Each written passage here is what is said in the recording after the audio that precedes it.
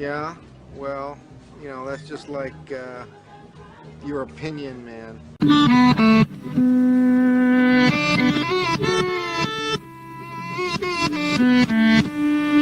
Yeah, yeah, oh yeah, what condition my condition was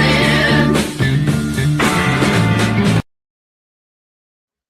Alon, we got March Madness going this weekend, but I ask you, how much of the flag football competition that Tom Brady's running this weekend in Los Angeles will you watch?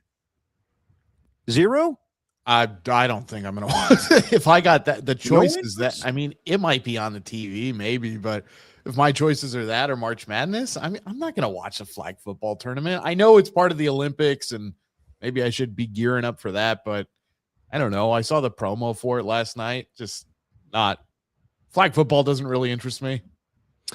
Yeah, I'm with you. I'll check it out a little bit just because I'm intrigued with Kyle Shanahan coaching and Sean Payton. I think Robert Saleh is like the all-time defensive coordinator. Like he'll be on both sides. I don't know how that's going to work. Well, won't he be giving away the plays of like? Yeah, I don't really know how that works out. And then you got Brady, you got Jaylen Daniels, you got Burrow. There's somebody, Jalen Hurts, that is a part of it. Christian McCaffrey tapped out. He's not going to do it anymore. Yeah, I'm intrigued a little bit. And it's sad that they had Kevin Burkhardt and Greg Olsen on this thing because Greg Olsen lost his job to Tom Brady. But I'm a little intrigued. I'll put it on for a little bit. And again, this was supposed to be in Saudi Arabia, but change of plans. Now it's in LA. I'll check it out for like maybe 5 minutes. And I will be watching March Madness. I know that I'm a football crazy guy, but I'm not crazy about flag football. Even with who else is in it? Joe Burrow, Jayden Daniels part of it too? Yeah, Jayden Daniels, Joe Burrow, Jalen Hurts, and Tom Brady. Yeah. I think Saquon's going to be a part of it, and Logan Paul. Okay. Yeah. Maybe I'll watch for him. He's a great wrestler. He's a great WWE wrestler. Is he considered a good wrestler these days? He is good. No, he's good. He is so athletic. The things that he can do and how good he's gotten at. He's always been probably a great performer, and he's very good at drawing what's called heat. Like he's really good at getting people to hate him, and so he's a natural at that. I think he's got a bright future in that. But that's interesting. It'll be interesting to see him play flag football. Yeah, I don't know if that's the most interesting thing about that whole thing. Yeah, like I said, I'll check it out for a little bit, but I'm going to be watching March Madness because it is that time of the year. It's tourney time. Just your opinion, man. Derek Papa, Alon Desai, we're coming to you on a Wednesday night.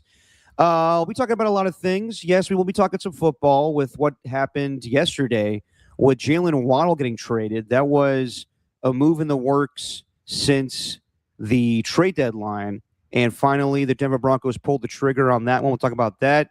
Maxx Crosby went to his podcast, The Rush, and gave the details about what happened, what transpired between him and the Baltimore Ravens when he was in the building. But let's start with a little baseball. That's right. We're starting with baseball tonight, everybody. And I want to get your thoughts, Alon, on Team USA losing to Team Venezuela last night, 3-2. Eugenio Suarez is the hero in the ninth inning, getting the RBI, putting Team Venezuela in the lead. We thought that maybe Bryce Harper was going to be Captain America with his 2-run homer. But in the end, Team USA loses to Team Venezuela. Yeah, it was credit to Venezuela. Good job for them. But it was a failure by the United States. I don't think there's any other way of putting it. They built a pretty good team. And for whatever reason, run production was not something that they were able to hang their hat on this tournament. Bryce Harper had a great moment. Otherwise, a pretty lackluster tournament overall for him. I mean, but he can't just single him out. I mean, Judge had his moments too. Yeah. And I know he got on base quite a bit and he did a good job of walking and he had some home runs and some RBIs, but just the whole team from top to bottom really couldn't hit outside of certain guys like Gunnar Henderson. every time he got called up to the plate, he seemed to do it well, except for last night. He seemed to do a really good job, but it just seemed like that lineup could not get anything going. And it really sucks for the guys who had the lion's shares of the at-bats during the tournament. When Bryce Harper batted 214, Judge 222, Roman Anthony did pretty well at 280. Kyle Schwarber, he was awesome, although I didn't like his last at-bat last night. But then you got to kind of go down the list until you get to like Gunnar Henderson, a guy who was really playing well, and you wonder, why doesn't he get the lion's shares of the at-bats? Why can't you just have him be your full-time third baseman? I don't get it. And I know we're going to get into it, Derek, but Mark DeRosa, his answer last night about, why not bring Mason Miller in instead of Garrett Whitlock? And he go, well, honoring the Padres. I'm like, you know what, man? That's fine. Maybe they said that, but I don't want you managing another game for Team USA ever again. Because of that answer? Look, there's no way that he couldn't have said, hey, I'm going to get one inning out. What is one inning in a game that they could win, right? Right. So let's say they go into the ninth with the lead, and then you put Mason in for save situation. What is the difference of he's either going to pitch one inning in that situation or he's going to pitch one inning overall? Are the Padres really that dead set on him not pitching an inning? I just don't buy it. I don't buy it at all. So I know that these teams care more about the World Series and the regular season, but the Padres ain't going to go to the World Series. They'll probably get bounced again early like they have been every time they've had a damn good team. So Mason Miller, it's just inexcusable. I was frustrated as hell watching that last night, not seeing Mason come in a tie ball game when it's the highest leverage situation you have. I was very frustrated with that. I didn't like the answer. I'm sure that's the truthful answer, but I'm sorry. You put the guy in. You just do it. I hear you, Alon, but there are restrictions with this whole thing, and maybe look into changing the time of the year when the WBC takes place. But I will say, I think we're nitpicking this thing because Team USA lost, and I know that the expectations were for them to win. But let's be honest, a lot of Major League Baseball players were, on various different teams. Team Korea obviously was loaded. Team Dominican Republic was loaded, and Team Venezuela was loaded as well. So I'm not necessarily surprised because baseball's kind of a crazy sport like that. It's not always where the best team wins. And we could go into, the narrative today. It's really been the narrative for the whole tournament has been, did Team USA care enough as much as these other teams? I would say probably not, but they did care. You can't tell me that those guys, when I was watching before the last out was recorded, all those guys in the dugout realizing they were going to lose, the look on their faces, they were pissed off. And maybe they can harness that energy for the regular season of baseball where they're pissed off for greatness, much like Macklin Celebrini for the Sharks right now, where he lost in the Olympics. But I'm also not going to act like, for me personally, this was that big of a deal. I'll just be completely honest. Like I enjoy watching the WBC. It's fun. It's the biggest thing in sports right now. But I'm not going to put it on the same level as the Olympics. And also, if we're going to, relate it to what's going on in a week from now where the Giants take on the Yankees, that's more important to me. It really is. Like, an argument that was going on KMBR last week was, is Logan Webb starting the WBC the biggest of his career? And I would say no, not at all. Because we're not really going to remember it. I won't. I'll remember Logan Webb pitching Game 1 and Game 5 against the Dodgers. And I'll remember him more for what he did opening night, or what he is going to do opening night against the Yankees. So I know that, look, it's always fun to have these things in sports, whether it's the Olympics or WBC, where we all come together as Americans or root for Team USA. But it's just different for me when it comes to this. If it wasn't the Olympics, I think it has more gravitas and, more importance because of what the Olympics is. But I think Bryce Harper said it best before the tournament started, where he was like, not to disrespect the WBC, but it's not the Olympics. And I think that, when we look on, everybody else that was involved in this, yes, there was teams that played with more passion. Obviously last night you see what it meant to Team Venezuela and some of the guys saying like, this is more important to me than a World Series, because for them culturally, it's really, yes, they go back to their teams, but for their country, it's all that they have. For us in America, we have, we have 30 teams to root for. So it's just different for me. Like me personally, like when it comes to stuff with the Olympics, yes, I love that Team USA won in hockey this year for the first time since 1980. Do I care more about the San Jose Sharks winning? Absolutely. Like a couple years ago when Steph Curry went off in the fourth quarter for the Olympics for Team USA. That was awesome. Do I care more about the Warriors winning a fifth championship? Yes. I think that's how baseball fans feel. You ask like Giants fans today on KNBR, they'll tell you I care more about what happens next week against the Yankees. And I know that Mark DeRosa is getting a lot of shit. And he should for not knowing the rules and what he needed to go to the next round. That was a bad look by him. But the whole thing with Mason Miller last night, yes. The same thing happened to managers with Team Venezuela and other teams where there were restrictions with players. So I'm not going to kill Mark DeRosa for not playing Mason Miller last night. But it was a fun tournament. I just think that we're making it more out of it than it is. I think that it's a fun appetizer for the baseball season. But I don't think it's on the same level as the Olympics. I think people are treating it as such. Interesting. I hear you, and I think most baseball fans do fall into that category where you're at, Derek. For me, it's super important. I hated losing to Japan 3 years ago, and I thought this was a chance for the United States to get one back, especially in our sport. Like, look, this is the equivalent of like anytime England goes out and has a horrible showing on the national stage when it comes to soccer, right? That's their sport. They invented it, and they don't win World Cups. So it's very frustrating to me when this team loses in the World Baseball Classic. It's the same as when a Team USA in basketball loses. I look at it as this is horrible, and they got to do something to correct it and come back and actually win one of these things. But yeah, I was not happy with the hitting performance of that team throughout the tournament, really, but especially the last couple of games. And it sucked that Bryce Harper didn't get his moment. I know Venezuela gets their moment, but yeah, I just feel like there's, maybe if you move it into the middle of the season, these things work out differently. But I don't want these teams to say like, hey, you can't pitch how about an inning? Come on, an inning is going to derail Mason Miller's season? No, it's not. He's going to be healthy. He's going to be fine. That's just where I stand on it. That's my opinion, man. So it's it's very frustrating. But at the end of the day, the problem was they couldn't hit the damn ball. They couldn't get on base. Yeah. They couldn't drive runners in. So it was always going to be very difficult to win as if you were the 12 Giants or something like that, especially when you're going up against these murderers rows. I mean, in terms of having a team that doesn't score a lot of runs and is pitching dominant. That's how Team USA played this tournament, and it got them so far, and they weren't able to get it done at the end. I will say this. I thought they beat the best team in the tournament in the semifinals in Dominican Republic. Yeah. So I was kind of expecting, okay, Venezuela, yes, it'll be tough, but USA should be able to handle it. They just need one good day at the ballpark hitting the ball, and they weren't able to get it done. So, yeah, I mean, Venezuela wins, but, yeah, we got regular baseball season coming up.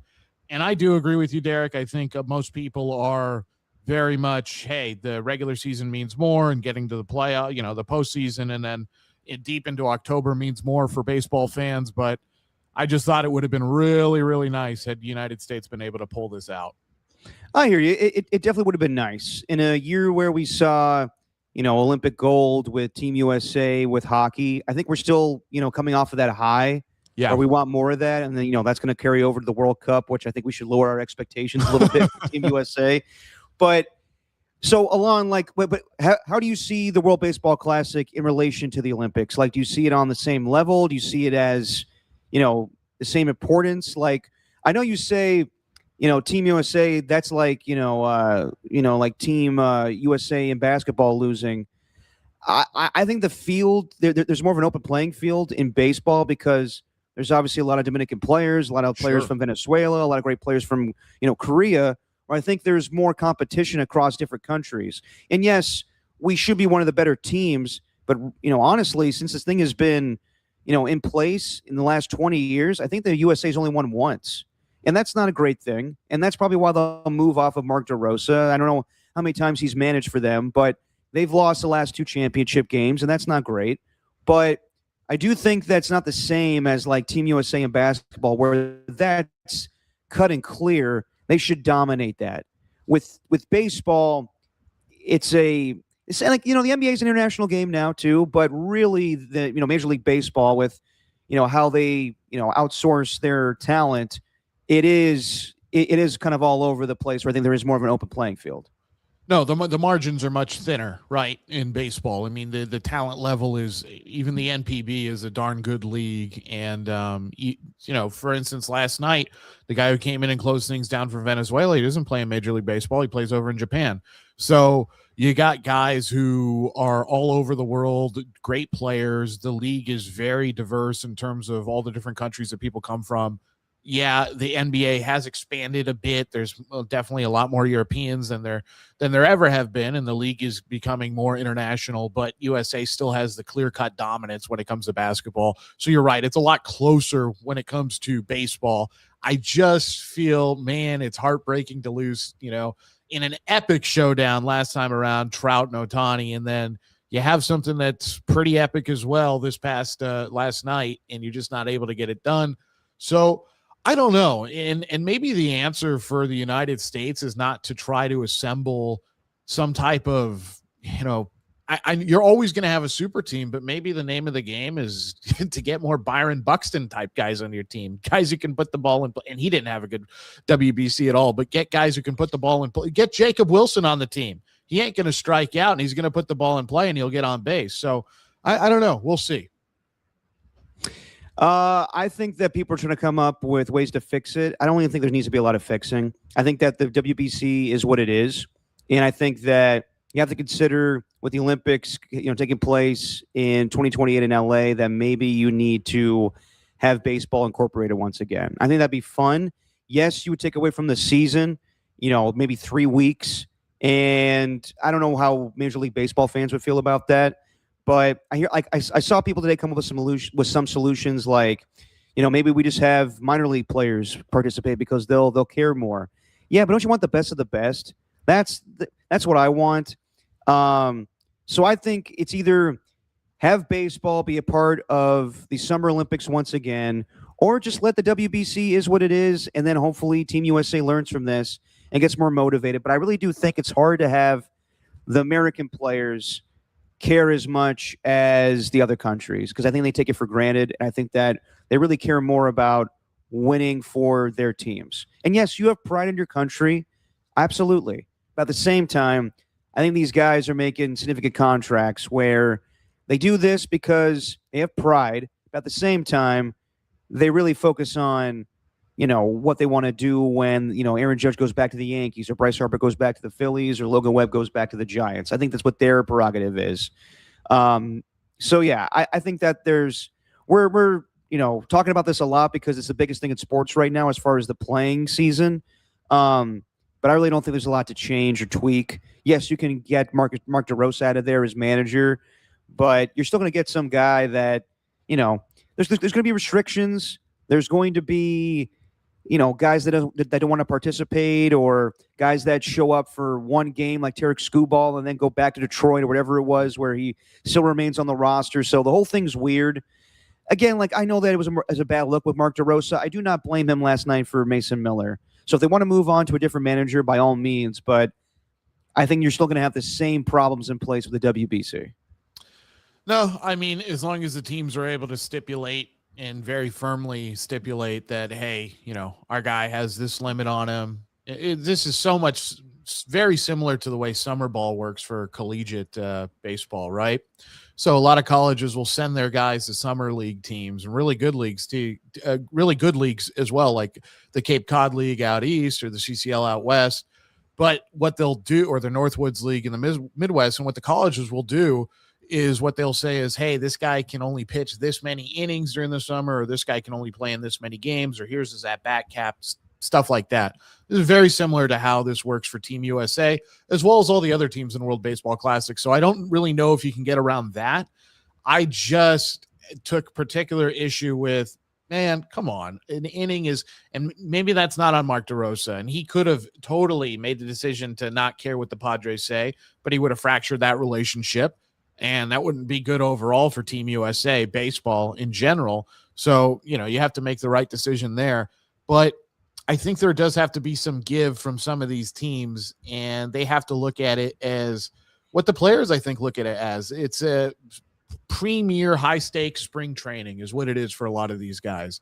And yes, the pride might be bigger on some of the other countries, but I think the United States takes a lot of pride too. So I'd like to see something where, I don't know, maybe the teams just out front say, hey, this is how many innings this guy is going to be able to pitch, and then you allocate it that way. But I don't know how practical that is to implement either.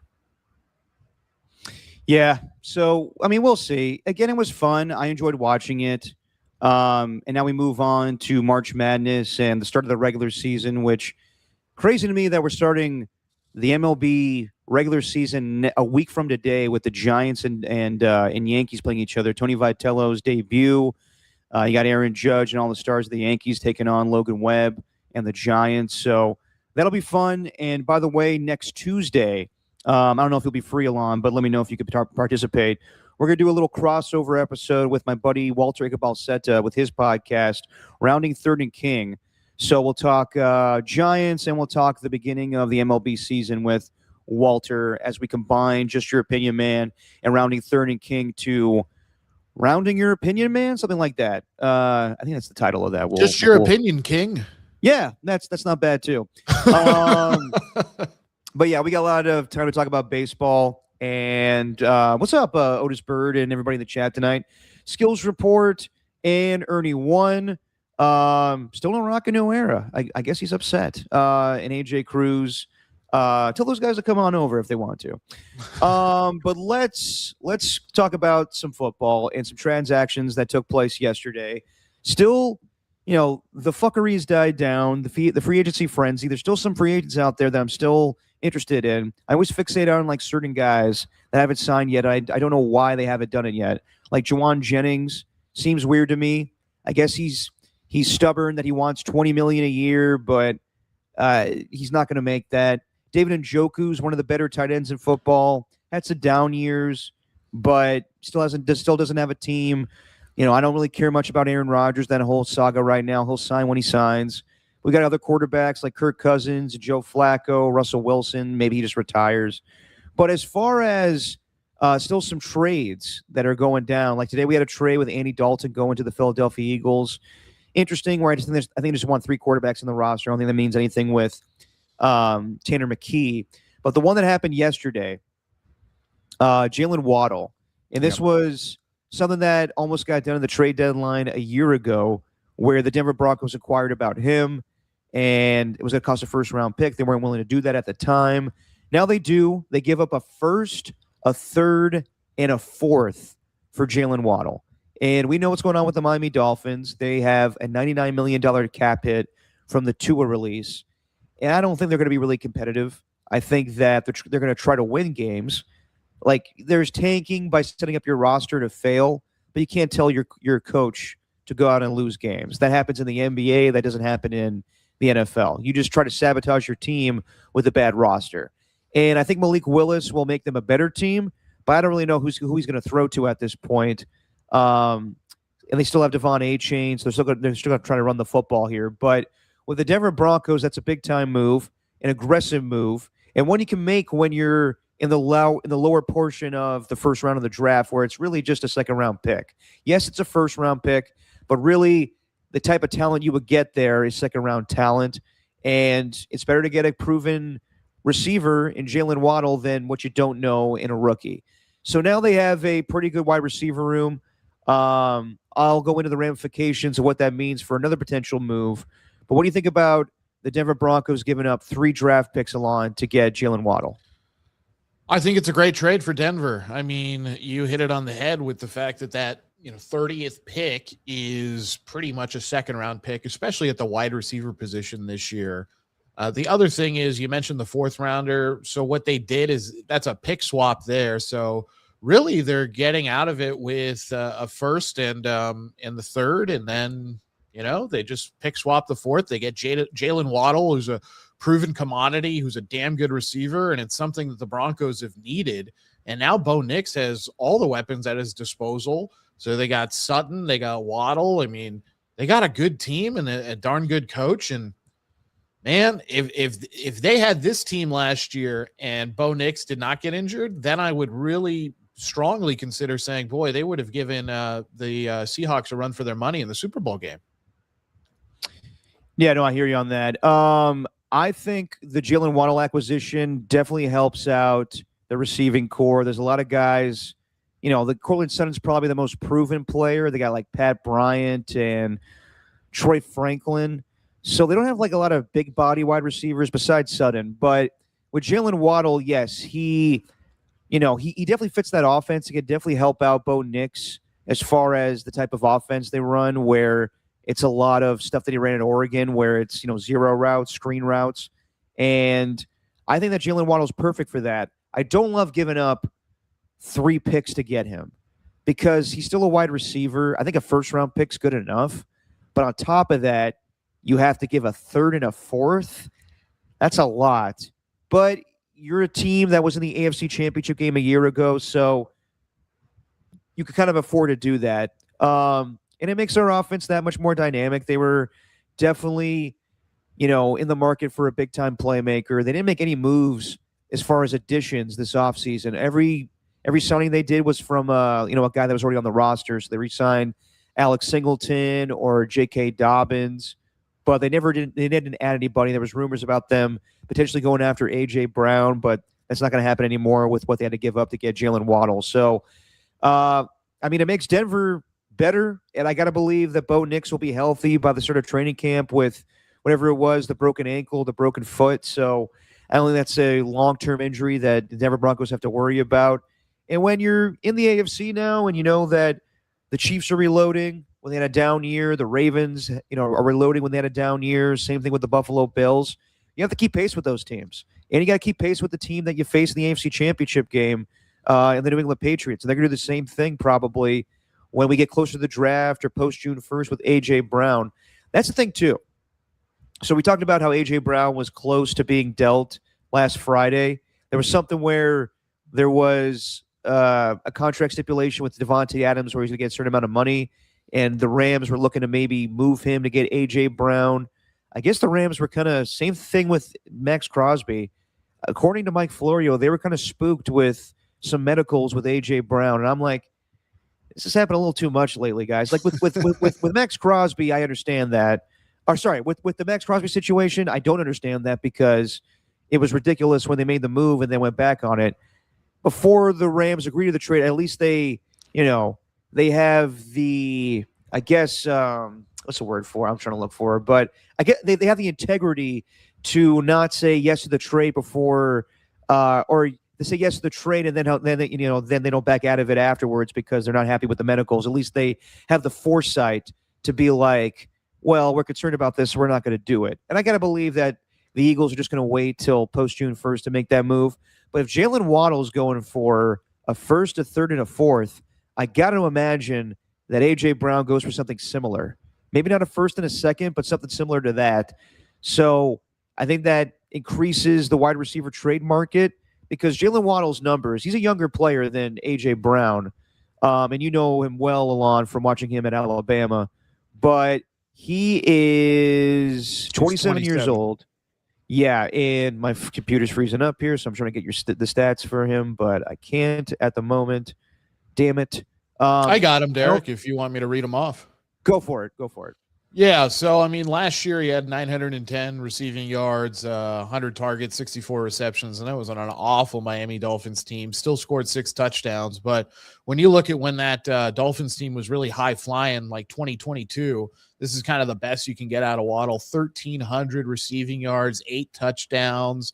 He's really good, yards after catch, so he's been darn good his whole career, really just the last 2 years, and that's more about the Dolphins being so bad. He hasn't been able to eclipse 1,000 yards, but he got very close last season. So, he's been good and he's been healthy too. And he's in his prime. He's still, as a wide receiver, still probably got 4 to 5 years left of real prime years as well, up until 31, 32-ish. And he's been good. He's only missed, I think, 2, 3, 4 games his entire career. So maybe 5. That's pretty darn good. So maybe 1 game a year missed over those 5 years. He's a great receiver. And I was thinking about this, Alec Pierce got that massive deal done. And Jaylen Waddle's a proven commodity, and maybe you're getting him for a better value, even though you're getting rid of a first-round pick and a third, and you're doing the pick swap with the fourth. As far as AJ Brown goes, yes, he's younger than AJ Brown. AJ Brown is elite, but I think first and third is probably what we're looking at with Brown as well. Yeah, I'd agree with that. I think that's not going to be as much capital, but yeah, Jaylen Waddle is younger. He's had, pretty good production, through his career since 2021, I believe was his rookie season. Yeah, I mean, I like him. I was just surprised it was that much, where I thought a first-round pick would be enough. And I think the Miami Dolphins are probably content on keeping him, because why not? He's only costing you – I mean, he's one of the more expensive players on the team, but that's when you have such a big cap hit, it's not that bad of a deal where you have Devon Achane as a good player, but he's still on his rookie contract. I think Jaylen Waddle is making $26 or $28 million a year. So you could have just dealt with that. But at the same time, when the Broncos are coming to you with an offer you can't refuse, a first, a third, and a fourth, you have to take him on that. So yeah, he's the clear number one and with the Denver Broncos right now. But I was just surprised how much the Broncos gave him. But if you're desperate enough to go after him and that's what you want, and he's a good young receiver, why not go after him? So again, it's only draft picks. I know that teams value draft capital, but it makes sense for the Miami Dolphins, because if you're not going to win this season, then why keep them? And then you get 2 first-round picks this year, and then that puts you in the conversation for maybe addressing the quarterback position, but maybe not. Maybe you are just going to, try to retool with Malik Willis. But yeah, it makes sense for both sides. And Jaylen Waddle could go compete on a winning team where the Miami Dolphins have time to regroup and build a team around Malik Willis. So, yeah, I was kind of surprised that the deal went down, because all we heard this offseason was Jaylen Waddle was not touchable, along with Devon Achane. Now I wonder if he is in that conversation. Actually, do we call him Devon Etienne now? I just call him Devon Achane. Oh, because of that. I'm joking, obviously. Yeah, but, yes. And people are making a big deal about Travis Etienne changing his name. But it's not changing his name, just telling people the right pronunciation. Or some people are like, you could have done that a long time ago, bro. What are you doing? Could have done that at Clemson. He probably should have. Because I think Kyle Brandt actually nailed it the other day, where he was like, in the media, I think we're respectful of people's names. If you just tell us your name, we'll learn how to pronounce it. We learned how to pronounce Giannis Antetokounmpo and other people in the league. So if you just say, yeah, my name is spelled ETN, but I pronounce it Travis Achane, then we definitely would have went along with that.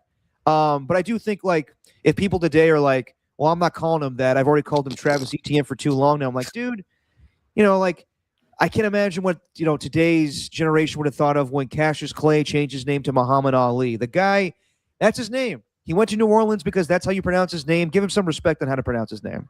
I agree with that. Hey, Denzel Washington just went through the same thing a few months ago. That's true. He said, actually, it's pronounced Denzel. And they're like, oh, why didn't you tell us? He's just like, I'm telling you now. So, I mean. But Denzel's got some more oomph to it. It does. And it's going to be really hard to, well, you know what? They don't really do the voiceover, starring Denzel Washington. That's not how movie promos are done anymore. So maybe it's not a big deal. God, what was the name of that guy? He was like a very famous trailer announcer. Don LaFontaine. Yes, thank you. Wow, yeah. Good knowledge there. He passed away a long time ago, and they don't do trailer voiceover guys anymore. No, not a thing. It's a job of the past. And how would Don LaFontaine react to this? Travis Etienne, Achane. How would we'd have to get Don on the horn. It'd be tough. We'll have to get a seance going, but yeah. Yeah, but I mean, just closing up on the Jaylen Waddle thing, I think I didn't expect it to happen. I was kind of surprised when it did, and I still love that we're a week removed away from free agency. We're still getting trades. I like the fact that we still have some things that we got to figure out as far as quarterbacks. We might see some movement with backup quarterbacks where Anthony Richardson gets dealt. We saw 2 days ago, Justin Fields got dealt to the Kansas City Chiefs for, I think it was a 2027 7th round pick. So it's nothing. I like that move for the Chiefs because I've been wondering what are they going to do with Patrick Mahomes out for the first couple of weeks. And I thought maybe Justin Fields would be a good spot for the Colts. Well, Daniel Jones is recovering, or even the Rams, to have that be a project once Matthew Stafford retires. Maybe the Green Bay Packers, too, because they need a mobile quarterback to replace Malik Willis as the backup to Jordan Love. But I do like the move. AFC West making some moves here. I do like the move that the Chiefs made to get a pretty solid backup quarterback in Justin Fields that can learn from Patrick Mahomes. I think it's a great move. I still think that the first best place, like the ultimate place for him to go, would have been with the Rams.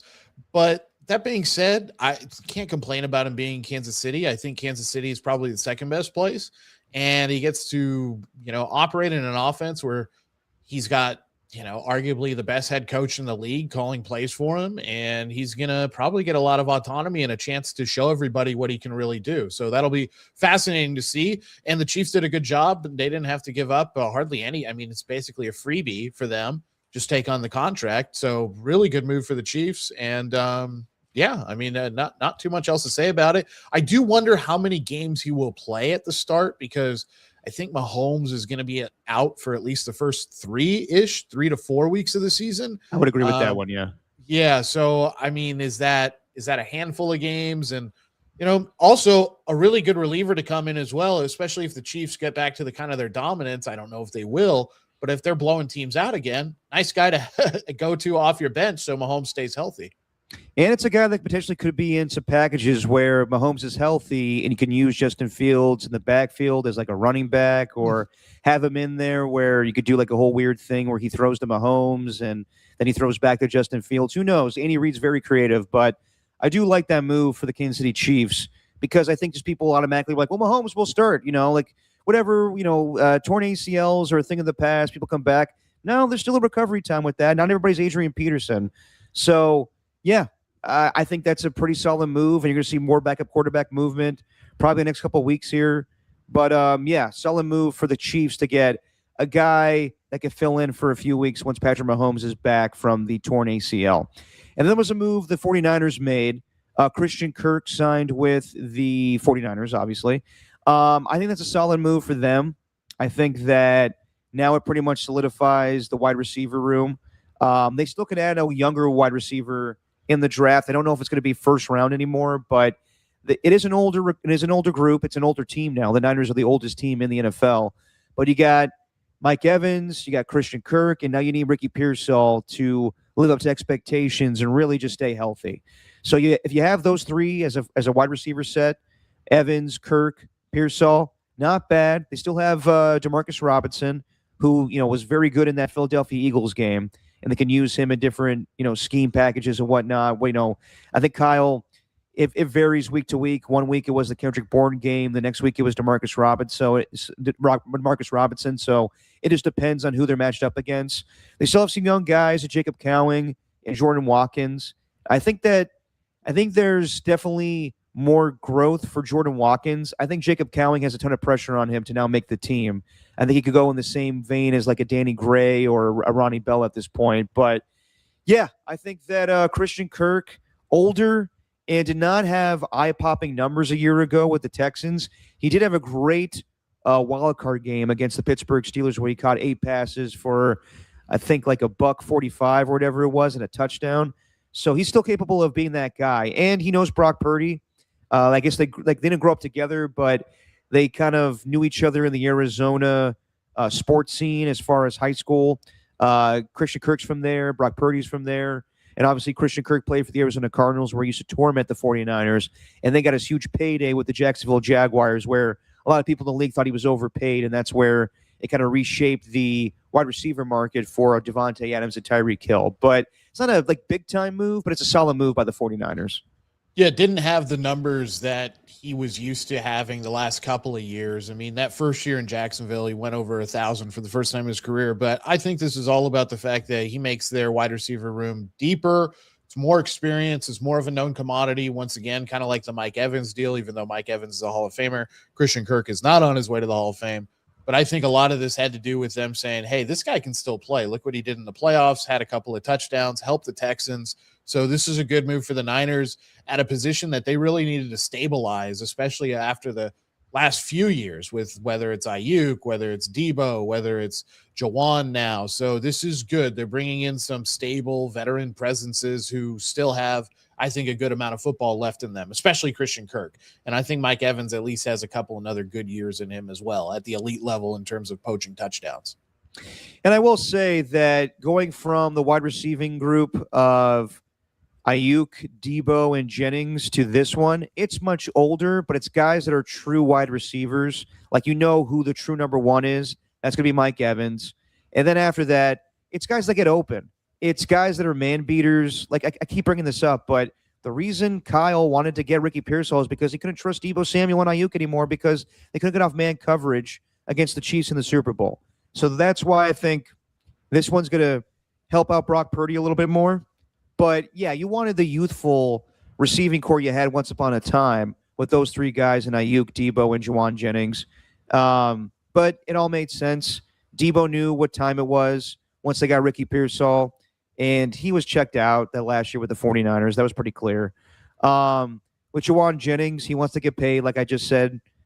He wants a $20 million contract annually, and he's not going to get that. So we'll see what happens through the next couple of days, or maybe he waits till the draft. I think that'd be ridiculous. But there are teams that are interested. He just is stubborn on what he wants to make.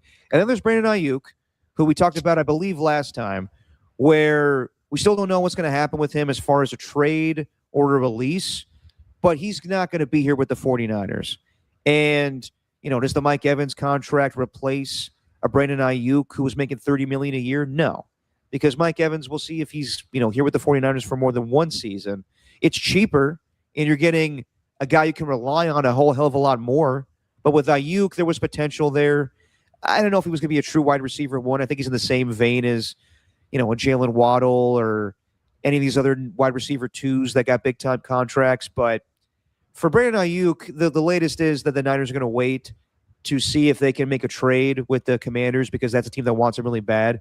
And also, they don't have to do anything. They could wait until post-June 1st because that's when the cap goes down for them, the cap hit. But I saw Richard Sherman on his podcast say it would benefit Brandon Ayuk to get traded from the Niners to the Commanders because then they inherit his contract. You're trading his contract at $30 million a year. And my response to that is there's no way in hell the Commanders are going to pay him $30 million a year. Like, they want him to be released. And I think that teams are going to call the 49ers bluff, be like, we know you're moving on. You've announced that. Why the hell would we give you anything for him?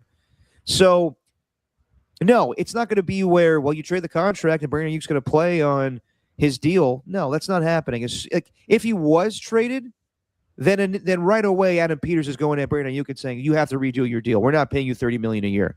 And that could be also why maybe a trade isn't happening right now. I think it'd also be bad business for Adam Peters to do that. But let's just say hypothetically, Adam Peters, you know, he did do the deal with the Niners a year ago with Debo for a 5th-round pick when most of the league knew that Debo was going to get cut. So let's say that he's like, you know what? All right, fine. Just to beat everybody else out, I'll give you a 7th-round pick for Ayuk, like 2027 7th-round pick.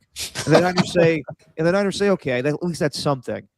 Maybe it is where the trade is contingent on Ayuk changing his contract. He's like, no, I want to make $30 million a year. And they're like, well, that's batshit crazy. And also, I don't know what's the case with Ayuk these days because he did, you know, void his guaranteed contract. So the Niners did, but he was fine with it. He wasn't going to put up a fight. So maybe like he doesn't care what he makes money-wise. He just wants to play with Jaylen Daniels. But I got to believe that, one, nobody's going to trade for him because why would you when they already tipped their hand and said they're going to move on from him? And two, there's no chance in hell that anybody that trades for Brandon Ayuk, if that happens, would have him play under his current contract. That's not happening. Too expensive, especially for a player who is dealing with, you know, injury history, plus also not being happy with his current team, just because he might be happy going with Jaylen, or Jaden, excuse me, I almost said Jaylen Daniels. Jayden Daniels. Jaylen Daniels is the quarterback over at Kansas, but Jayden Daniels over in Washington. And yeah, okay, that might all work out, but that doesn't mean Brandon Ayuk's going to be good for the long term. The other thing is the only reason, like you said, Derek, the only reason a team, whether it's Commanders or someone else, would trade for Brandon Ayuk rather than wait for the post-June 1st cut is just because they are very scared of any other team poaching him first. I don't think that I don't think the market is that robust. I just don't. Now, if the history of Brandon Ayuk was maybe he had played one time in the past 2 years, then maybe the market would be a little bit more active around him, and there'd be teams that are fearful of that.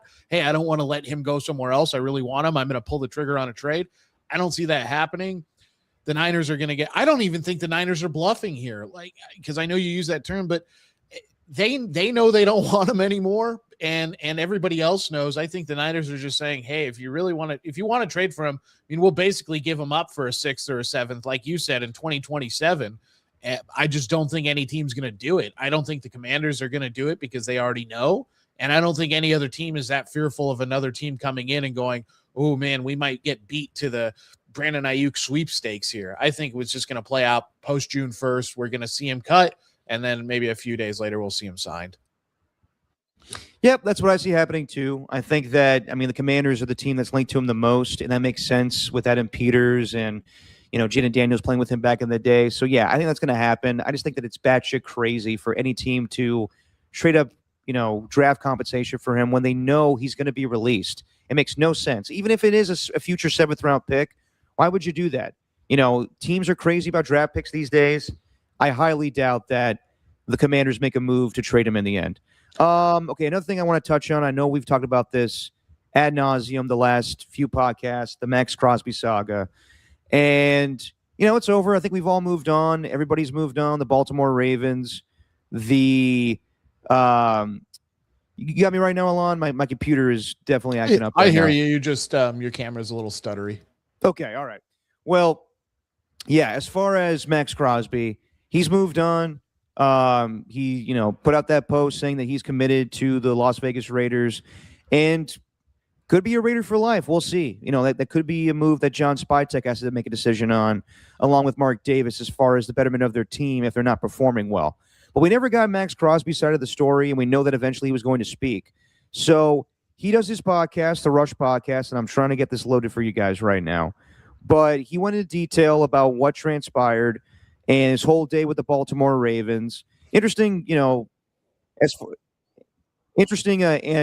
he was telling about how he started that day with where he wanted to go to, I guess, a UFC event in Las Vegas, and that had to change quickly because he got a call from his agent saying Baltimore's offering 2 first-round picks, so stay tuned. You could be a Raven here pretty soon, and then they make the move. He stays home. They fly him out to Baltimore. He, texting all of, he had a conversation with John Spytek and Mark Davis and everybody. And, it sounded like Maxx Crosby, even though he doesn't admit to the fact that he wanted to move on, he kind of, reveals that he was happy about it, where he was finally going to play for a contender and something new in his life. Bittersweet, obviously, because he wanted to win with the Raiders, but wasn't going to happen right away. And who's to say, now that he sees the moves that they're making, it could be a different story. And that's funny, too, to hear him say, like, that, that first day of free agency where he's in Baltimore, getting acclimated to the city and everything, he's seeing on his phone that they signed Quay Walker and they signed Nakobe Dean and Kwity Paye and Tyler Linderbaum. And he's like, damn, now they have a team. But you know what? I can't focus on that. I'm focusing on my new team right now. I'm all in with the Baltimore Ravens. So that Tuesday, he goes to the facility. And he's going to get the physical and everything that he needs to do. And apparently, obviously we all know the story by now, but something goes wrong. Sorry, I'm trying to get this loaded for you guys. And my computer's totally fucking up on me, but hold on. I'm trying to get to the point where I want to play. Where I think we all know by now the Baltimore Ravens got cold feet. But it becomes abundantly clear when Maxx Crosby tells his side of the story what happened with the Ravens, where usually when you go to a new team and you're in the building, the head coach and the GM are going to talk to you. And from Maxx Crosby's account, Eric DeCosta couldn't be bothered. He was too busy doing something else. I think we all know what he was doing. So as I try to get this loaded for you, and I apologize, it's a heat wave going on in the Bay Area right now, so my Wi-Fi is getting all shitty on me. As I share the screen and tap dance for you guys, but here is Maxx Crosby on his account about how things went down with the Baltimore Ravens as I get things. Like 10, 15 minutes on the street. I had to go Come on. do all these tests. And okay. Now probably will play. Hang on. Sorry, everybody. Come on. Shit. Hang on, guys. Sorry. I wonder if he's going to change that background. I had my labrum done before. I had my knee. I've had my ankle. I had my, all the hand, all type of shit. So they had to do all those scans again and whatever just to make sure everything was good. Yeah. So I'm doing all these scans. They took forever. They took a really long time. And so I was. Oh, did it stop again? Yeah, it did. Shit. What the hell's going on with this? This is why I had Steven play all the audio back in the day. Well, once I have the perms, I'll be able to do that. But yeah, I know it's a whole thing behind the scenes now, where we got to get you the admin and the login information. No, we'll be good. This is the thing, bro. Like everyone's got their own theory. Come on, what the fuck is going on with this? Well, here I may just have to tell you guys what he said because this is just unbelievable. Yeah, I know. Ernie Chavez, call me out here for my theory. internet no things one every really other will week ever here. admit at You either pay for my side what the real internet, truth Ernie. is or whatever. And ultimately, it doesn't even matter. I am where Okay, I'm just going to close this right now because it's fucking up too much. So basically, he says that the Ravens GM, Eric DaCosta, never spoke to him. In the 5 hours that he was in the building, he didn't see him. And he thought that was weird, but maybe it's just how they do things with the Baltimore Ravens organization. So, then he goes into a room. He talks to Jesse Minter, and he could tell right away that the vibe has changed. And they tell him, hey, our doctor saw something here, and we don't know about how long you're going to play in this league. We're going to try to make it work, but we'll get back to you. And then he's like, oh, I'm scared shitless. I don't know what's going to happen with my career. Do I have to get another, surgery? Dr. Elatrosh, who's a well-respected surgeon who does knee injuries, tells him, you're fine. Like, everybody knows that it was not going to be a whole thing. Everybody knows that it was not going to be healed by the time that the trade was going to go down. The whole expectation was going to be where you come back in June or July, and that's when you're 100%. So this is definitely on their part. And I guess he goes back to his hotel room and he, waits it out. He doesn't know what he's going to do. His wife is there and they're trying to figure out if they're going to, be Baltimore Ravens. And somebody with the Ravens contacts him and says, everything's going to be fine. We're going to try to make this work. And then 5 minutes later, his agent CJ calls him and says, this is not going to happen. This is not going to go the way that we anticipated here. And, then Maxx says, I flew out on a plane back to Las Vegas, went into the training room the next day with the Raiders, talked to them. Everything's good. It's clear now that I wasn't meant to be a Baltimore Raven. I'm here to be a Las Vegas Raider. And he says at the end of the video, I'm here to be a Las Vegas Raider for life. So maybe this is a whole thing where, he at an epiphany where it's like, I'm not meant to leave. Like, in the same way that guys just epitomize being a Raider, like Lyle Alzada or, Ted Hendricks, Howie Long, even though there's so much losing going on with the organization, Maxx Crosby just fits it so well. And it's funny to hear, like, some of these podcasts, their initial reaction to Maxx Crosby being dealt. Like, I listen to Chris Long's podcast all the time, and he starts his reaction being like, I'm sad because when I see Maxx Crosby, I see a Raider for life. And, we'll see if that happens. Again, it could be where they revisit the deal, a different deal, obviously, but look to deal him at the trade deadline. But just to hear him talk, it's clear to me that he's all in with the Raiders. And as you said, Alon, maybe he needs to change his background with the rush because I guess they went all purple there with the Ravens, but they're going to move on now. It's clear to me, though, the Baltimore Ravens got cold feet where they knew they could get out of the contract by saying something's up with the medical. And they knew about Trey Hendrickson. That's why Eric DaCosta didn't want to get too attached to his new player So he didn't even talk to him. He just let him, figure things out by himself for 5 hours. And then he had Jesse Minter tell him that, maybe this is going to happen the way that we anticipated. But it's clear the Baltimore Ravens just knew they had an out with the medical, and they got out of it, and then they pivoted Trey Hendrickson. So nothing new here. Again, the Ravens could do whatever the hell they want when it comes to this. I still think it's shady, but I think Maxx Crosby's account of what transpired pretty much gives me everything I need to know that they definitely screwed the Raiders over, and they knew they could get out of this. Yeah, really weird story. I do recommend everybody just to go check out that snippet. It's about 15 minutes into his podcast, but just some of the other stuff he says too, had to get a flight from Vegas over to, I'm assuming he went to Dulles, not DCA. And then because there was no direct flights for them, for the Ravens to get him from Vegas to BWI, which is in Baltimore. So he probably flew to Dulles and then a 2-hour car ride to the facility. I mean, already that's like, oh, this is weird, whatever. And he, in his podcast, kind of said that was kind of whack, but is what it is. And then he said he got there, he wanted to go talk ball with the new coach, and then that didn't happen. And finally he daps up Minter, and the guy's like, he's looking at him, he says, with a blank stare, and he's like, oh, maybe this guy's just a little different, or that's just how they do things around here.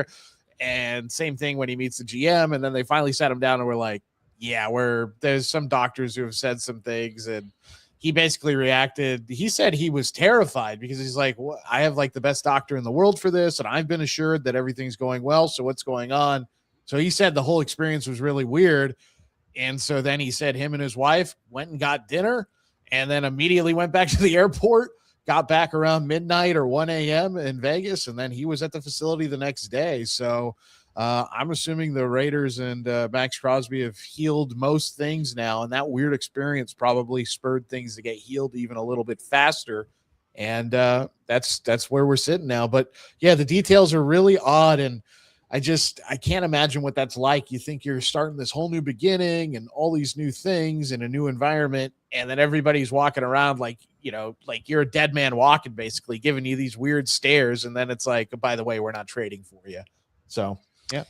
Yeah, no. And it's clear, like, he was all in. He was excited about being a Baltimore Raven. He told a story too, that when he played in Baltimore as a Raider, he saw a murder happen outside his hotel, which was disturbing. But he said he was all in. He was looking forward to it. And yes, him being flown into Washington to have to drive to Baltimore, he said was whack. And some people are like, oh, well, some people don't have all the luxury in the world, Max. Some people don't get to fly on private planes. And I'm like, whatever, dude. Like, yeah, it's still weird he had to go 2 hours in a car, but whatever. Yes, he's moved on. He's ready to be a Raider. Again, like we've talked about this before, though the whole thing was shady, but it's just interesting to hear his account of the whole thing. And they basically lied to him, at the last second, saying like, we're going to get this thing resolved. We'll figure things out. And then no one ever called him to say, hey, this is so-and-so with the Baltimore Ravens. We're not trading for you. He had to hear from his agent. So again, nothing's going to happen where no one does business with the Ravens. And again, Eric DaCosta is still going to be looked at as a very good GM in this league, but it's shady shit. It is shady shit.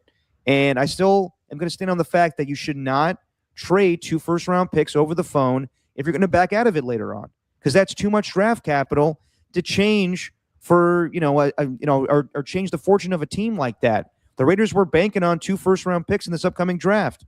Now, is it better to have Maxx Crosby? Time will tell, but it worked out for everybody, I guess. The Ravens get a good substitute in Trey Hendrickson that is older and a little cheaper, but they got their pass rusher. And the Raiders get their biggest player on the team back, and he's focused, and it's an epiphany, divine intervention for him, where it's like, I wasn't supposed to leave Baltimore. I wasn't supposed to leave Las Vegas and the Raiders.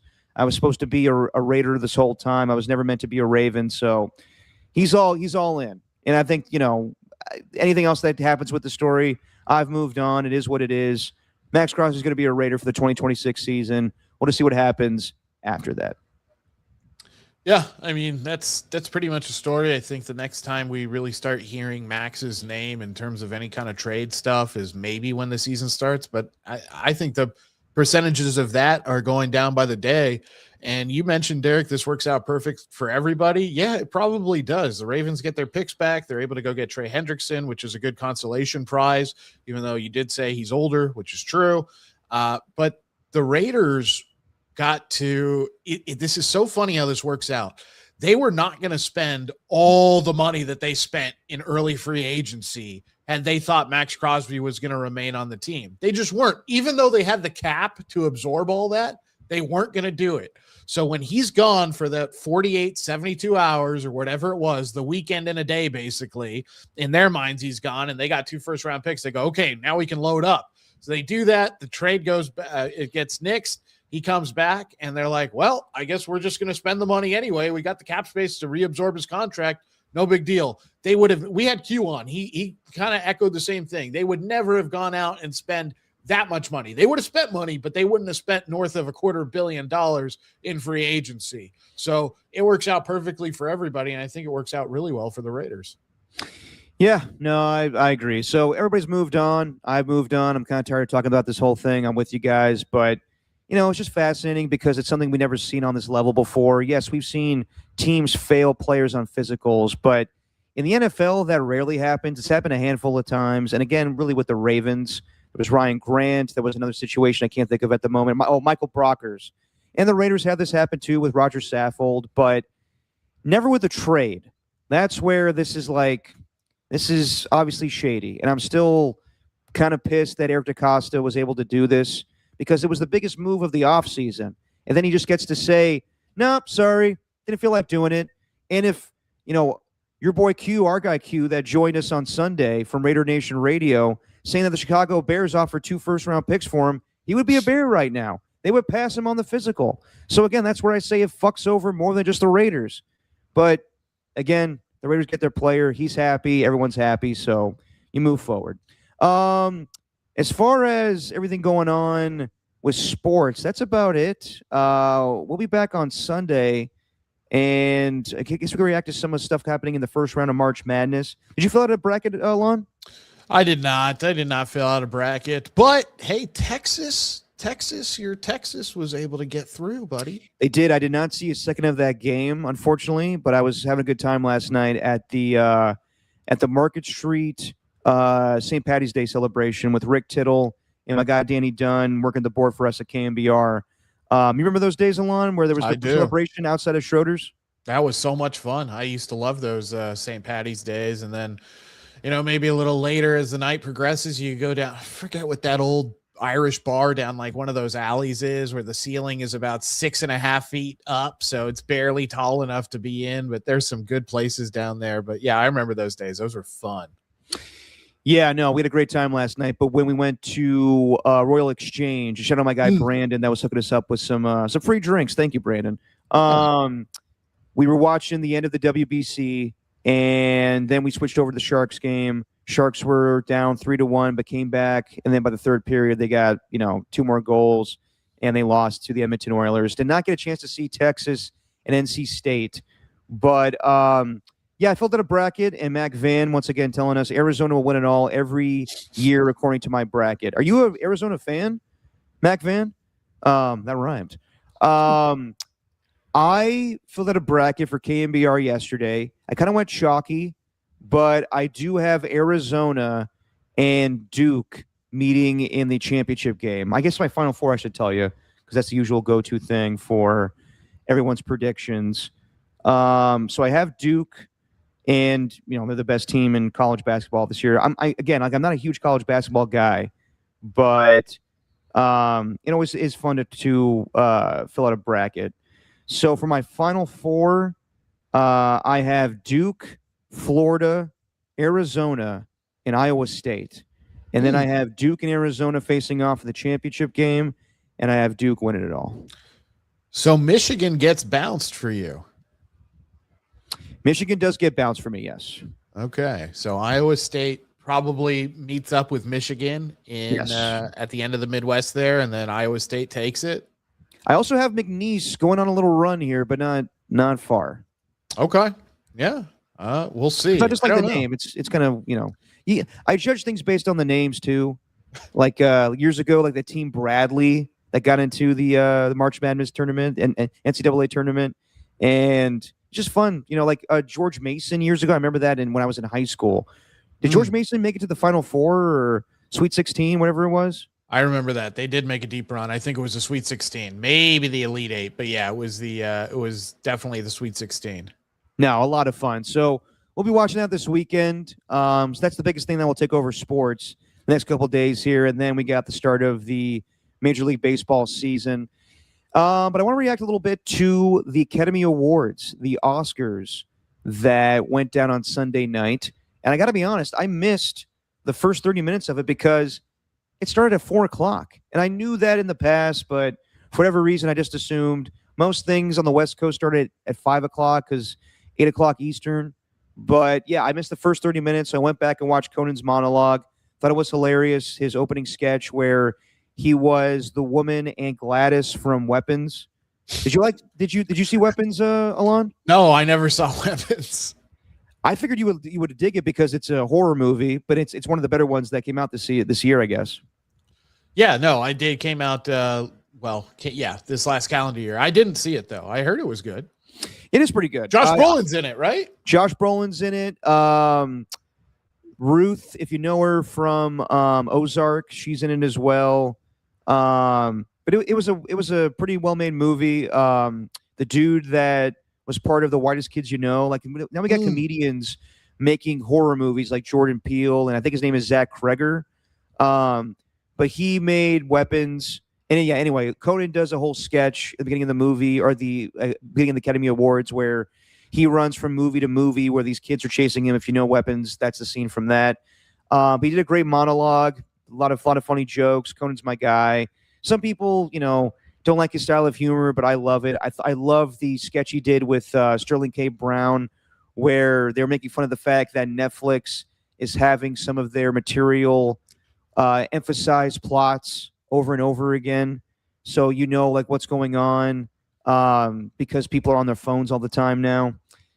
But as far as the winners and losers of the event, as anticipated, one battle after another, one Best Picture.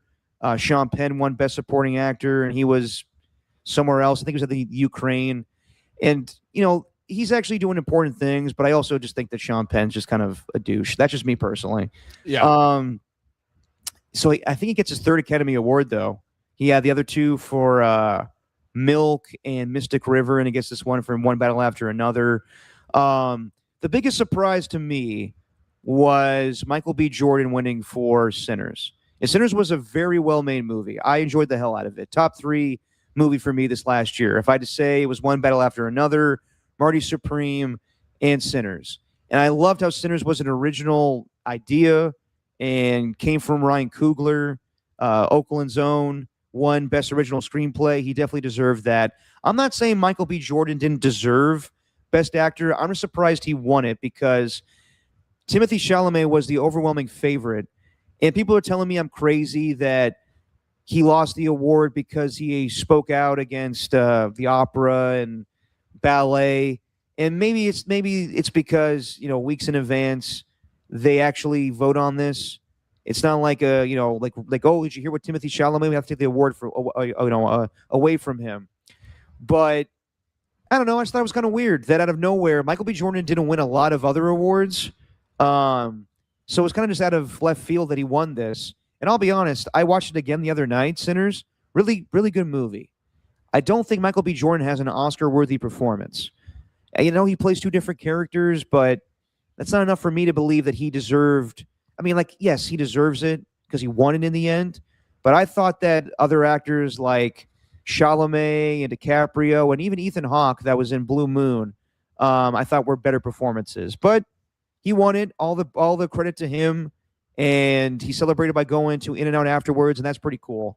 So yeah, that was the one thing where I was like, that was surprising. I didn't think that he was going to win that award, but everything else was as I predicted, or as I guess I assumed was going to go down with the Oscars. Well, and I know they vote on it ahead of time, but when you go make fun of all the theater nerds, right? And you talk about how lame all their stuff is, and you're Timothée Chalamet, you're really self-sabotaging your chance at winning things. Yeah. And so I don't know if it directly impacted it, but I think it's more than just a coincidence. The other thing I'll say is the Oscars has a history of doing this where someone probably should have won. They gave it to someone else. So then guess what happens? The cycle continues where that person who should have won it the year before, or 2 years before, then wins it. And then there was a person who actually should have won it that year. So I just feel like this happens every 3 or 4 years where we get this cycle of makeup awards, basically. And so this will start it for Timothée Chalamet. So everybody's going to be wondering, okay, is it in 2 years or 3 years when Timothée Chalamet going to get it for Dune Part 3? That probably is what's going to happen, even though he probably shouldn't get it for that movie and should have got it for Marty Supreme. Yeah, you're probably right. There's a history of that. Like Sean Connery won for The Untouchables. Is that his best performance? Probably not. DiCaprio for The Revenant. Yeah, not his best movie. Not his best. He won it because he had hypothermia and he was eating raw meat. Like that's the thing too. Like when they give actors the award for like what they went through, I don't like that either. Like McConaughey probably deserved it for Dallas Buyers Club, but they gave it to him because he was like emaciated, where he just starved himself because he had to play an AIDS patient. But that also shouldn't be why you win. It should be based on what you did in the film, what your performance was. It is difficult for an actor to play two different characters. I just didn't think that Michael B. Jordan had a spectacular performance where it was like, wow, this is worthy of an Oscar. And he's a great actor. Don't get me wrong. Like in the chat here, Ernie One says, don't be hating, Derek. I'm not hating. Like the guy, by all means, get your Oscar, man, and go out and celebrate and have In-N-Out afterwards. But like, I don't know. I was kind of surprised because when I saw the movie initially, I never thought he was going to win an Oscar for it. I thought there's actually better performances in that film from, what's his name? I think it's Delroy Lindo, or the older actor that's in that film, and the cousin, that's the blues player. I thought his performance is fantastic, where he performs as a blues player and as an actor as well. So I don't know. I understand also the significance of it because not many African Americans win Best Actor, so I get that. I totally understand that. But I don't know. I was just kind of surprised. And I honestly, I think Michael B. Jordan, his best work was Fruitvale Station years ago, where he played Oscar Grant. That was his best performance, hands down, in my opinion. And he probably should have got Oscar love for that one. But yeah, it is what it is. Was it a strong class of actors this year? Not really. So I'm not up in arms about it. I was just surprised. Yeah, no, I agree with you. It's not up in arms with it. I mean, I love Michael B. Jordan and Creed. I pretty much like him in everything he's in. Even there was a movie called Without Remorse, which was a Tom Clancy movie, which wasn't very good. And he carried that. And that was from about 5 years ago. But yeah, I think this is classic Oscars. It's just like, okay, well, Michael B. Jordan gets it. Perfect.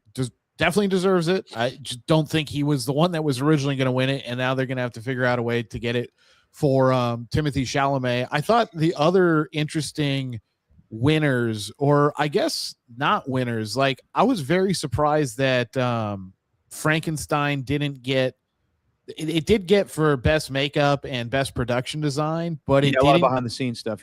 Yeah, but it didn't get best adapted screenplay, which I was fascinated by. That actually went to One Battle After Another, which is fine, but I just figured Frankenstein was a shoo-in for that.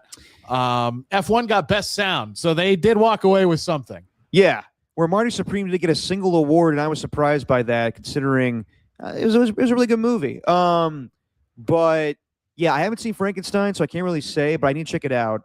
But yeah, no, I'm with you, Alon. I think that, I think the right movie won Best Picture in the end. I really enjoyed One Battle After Another. But yeah, Michael B. Jordan, really good actor. I was just surprised that he won Best Actor in the end.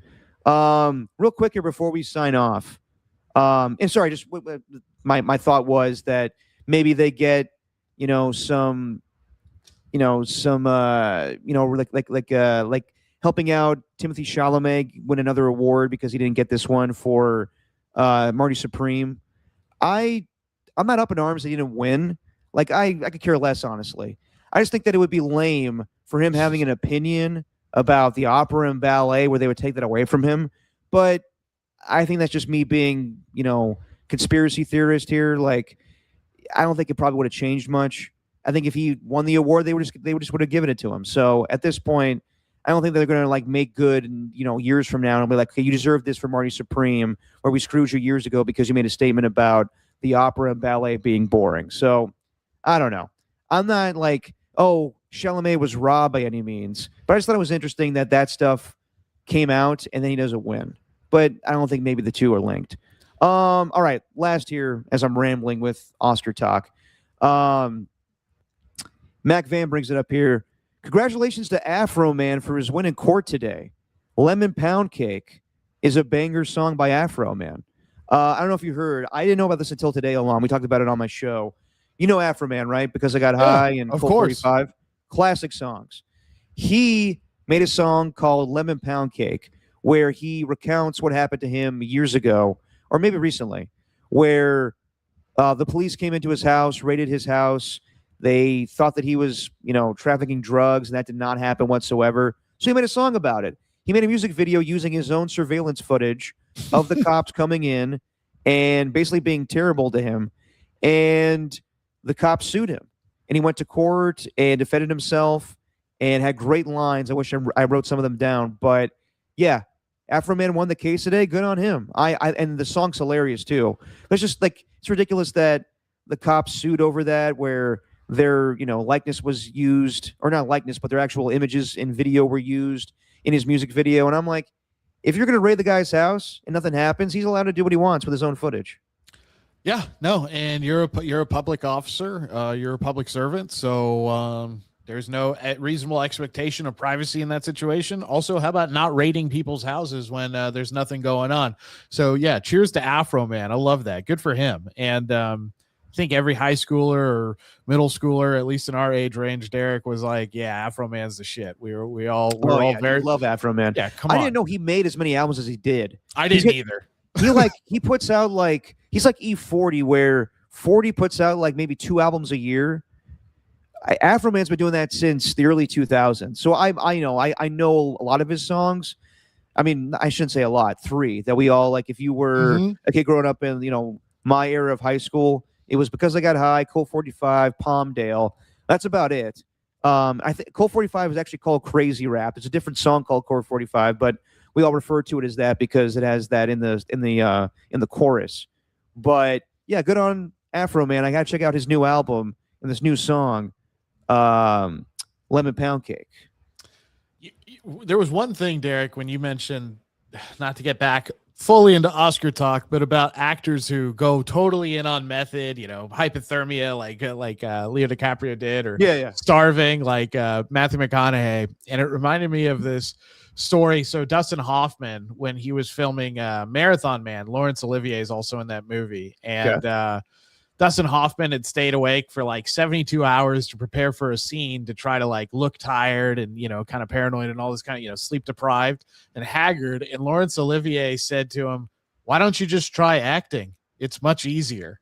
And so I love that. I love that line. It's just why don't you just do acting? It's what the job is. But exactly, there are certain roles. So in this case, guys like Christian Bale and Daniel Day-Lewis would always get the award because they're always doing crazy stuff for their movies that they're doing. Like when Christian Bale gained 80 pounds so he could then put on a fatter fat suit to play Dick Cheney. Think about that. So I was just that's commitment, and I don't mind when people try to make it real for their role, but yeah, I don't mind that people do that. You get hypothermia and you eat raw meat, whatever. But that shouldn't be the reason why you win an award. Exactly. Yeah. That shouldn't be the reason you win an award. And well, I'm glad Michael B. Jordan didn't have to do that. He didn't have to do that for his role. He just, he didn't duplicate himself or clone himself. He just actually played 2 different roles. Which Will Smith actually did do in that movie. He made a younger self version of himself. Oh, that Night Shyamalan movie? That movie's so bad. Yeah, I mean, most of his movies are bad. And also, I don't believe in making good on a guy winning an award because he was wronged. Again, I don't think that the Oscars need to rectify Timothy Chalamet not getting an award. When his time comes, it'll be there. But again, all I'm saying is I was just surprised Michael B. Jordan won the award. Good on him for actually winning it. I'm not taking anything away from him. Ernie won. All right, everybody. That's gonna be it for tonight. I got nothing else. Alon, you got anything else? That's about it. I mean, it's actually a little dry right now during the sports season, as March Madness is right around the corner tomorrow. Yes, it is. And as you can tell, I'm a little tired from doing dirty work than this. So I'm calling it a night, guys. And I thank you guys for joining us. We'll be back on Sunday at our usual time of 11 to react to what's going on in sports. We'll react to a little March Madness. March Madness games will be going on, I believe, when we're on the air. So not on the air, but going live, I should say. Seal says the WNBA agreed to the new CBA. Well, there you go. Yeah, that did happen today. I forgot about that, even though I've been talking about that a lot off of this show on other shows. But got in here and I was still fuming over the WBC. That's all. No, I got you. What is this here from Otis Bird?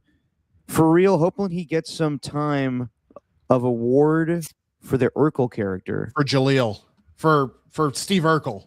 Oh, Jaleel White? Yeah, that's not. He's never has he ever tried doing something else besides Urkel? Is he even in a movie? Yeah. like some guys like a couple years ago, Short Round from Indiana Jones got his Oscar for Everything Everywhere All at Once. Maybe there's a role for Jaleel where he's not Urkel.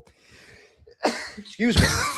That's not happening. Jaleel White. That's like the same guy, the guy who plays Carlton. It's exactly only going to want him to do that. Alfonso Rivera. Is that his name? Yeah, exactly. I think so. It's like there's certain characters where you're only going to do that. Like if you're going to get Ben Savage, you're only going to want him to be Corey Matthews from Boy Meets World.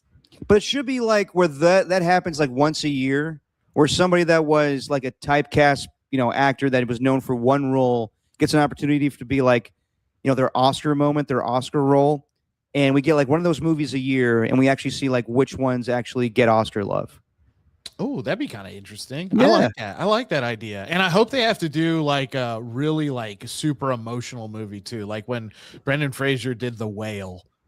Oh, dude, yes. I never saw The Whale. I still need to watch that. But I still love that George of the Jungle won Best Actor. Yeah, no, it's amazing. And if you do watch it, I know it's a super serious movie. I can't really take it seriously because he's so fat, dude. And he's like, I'm sorry, but he's like ordering pizzas and like getting them like DoorDash to his door and like eating so much pizza with ranch on it and stuff. It's an emotionally heavy movie. Yeah. But it's hard not to laugh. He's just so huge, and it's all the pizza. Yeah, not to mention the whatchamacallit, the all like the the special effects or like the costume he's in is kind of ridiculous. So it's huge. I haven't like brought myself to watch it yet, but I know he gives a great performance in it. All right, everybody, that's where we actually end the show tonight. So we'll see you on Sunday. Thanks to everybody in the chat tonight. Thanks to Ernie One. Thanks to Mac Van. Thanks to Otis Bird. Thanks to the Skills Report. Thanks to Chewy Raiders coverage. And I believe that is it. All right, buddy, we'll see you on Sunday. Alon, say what you always say. Mac Van, you might think that Arizona is going to win it all this year, but that's just your opinion, man.